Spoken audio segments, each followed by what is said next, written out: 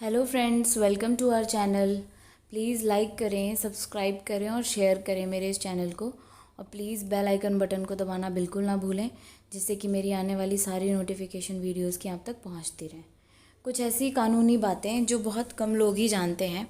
हम इन बातों को अगर कानून की नज़रों से देखें तो बहुत ख़तरनाक हैं, क्योंकि अब तक कुछ बातें कानून की नज़रों में गुनाह है पर उन पर अच्छी तरीके से ध्यान नहीं दिया जाता। बट जिस दिन भी इन छोटी छोटी चीज़ों पर ध्यान दिया गया तो इस पे काफ़ी फ़ैसले हो सकते हैं। तो पहले बात करते हैं, अगर आप कभी भी किसी प्राइवेट गाड़ी को चला रहे हैं, पहली बात तो ये वो कमर्शियल व्हीकल होता है जो कि सिर्फ कमर्शियल काम के लिए ही यूज़ में आता है।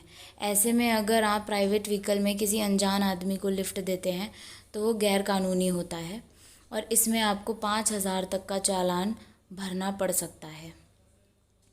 दूसरा, क्या आप जानते हो कि पतंग या गुब्बारे उड़ाना अपराध होता है? नहीं जानते होगे, बहुत कम लोगों को ही ये पता है कि पतंग या गुब्बारे उड़ाना भी गैर कानूनी है। अगर आप उड़ाते हैं तो उसके लिए आपको लाइसेंस लेना पड़ता है, क्योंकि पतंग उड़ाने की वजह से कई लोगों के साथ हादसे हुए भी हैं और जाने अनजाने हो जाते हैं। अगर आपको पतंग या गुब्बारे उड़ाते पकड़ा गया तो आपको 10 लाख रुपयों का जुर्माना हो सकता है। तीसरा, लिव इन रिलेशनशिप, जो कि बहुत ज़्यादा ट्रेंड में है। भारत में अब लिव इन रिलेशनशिप इलीगल नहीं है। सुप्रीम कोर्ट द्वारा लिव इन रिलेशनशिप को मान्यता प्राप्त हो चुकी है। लिव इन रिलेशनशिप को शादी की तरह माना गया है। लिव इन रिलेशनशिप का सीधा मतलब हम यही समझते हैं कि बिना शादी के एक दूसरे के साथ रहना, पर बिल्कुल हर तरीके से शादी की तरह ही इस रिश्ते को निभाया जाता है। अगर लिव इन रिलेशनशिप में परिवार से कोई अलग होता है या कोई मतभेद होता है या अलग हो जाते हैं तो मेंटेनेंस का भागीदार होता है वो इंसान, और इस पर भी घरेलू हिंसा के नियम लागू किए जाते हैं।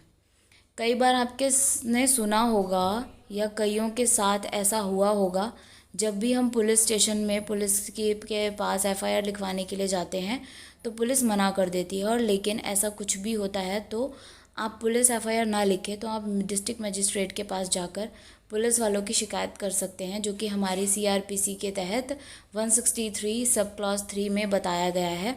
और जब डिस्ट्रिक्ट मजिस्ट्रेट के आदेश मिलते हैं तो पुलिस को एफआईआर लिखना पड़ता है। उसके बाद पुलिस एफआईआर लिखने से मना नहीं कर सकती।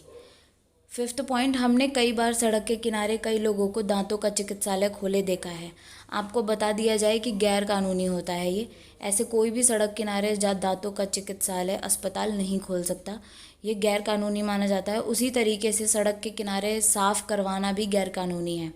इसके तहत कानून में काफ़ी कड़ी कार्रवाई की जाती है। छठा पॉइंट, अगर कभी आपको पुलिस अरेस्ट करने आती है तो किसी भी अपराध के लिए करने आए या पूछताछ के लिए आती है तो आप अपने वकील को बुला सकते हैं या अपने वकील का वेट भी कर सकते हैं। जब आपका वकील आ जाए तभी कोई बयान दें, बिना अपने वकील की इजाज़त के कोई भी सवाल का जवाब आप ना दें। और इसका आपको पूरा अधिकार है, जो कि हमारे CRPC 41D के तहत है। Thank you guys, keep watching and I hope आपको पसंद आई होगी वीडियो। प्लीज़ लाइक, सब्सक्राइब और शेयर करना बिल्कुल ना भूलें और मेरे बेल आइकन बटन को भी दबाना बिल्कुल ना भूलें। Thank you.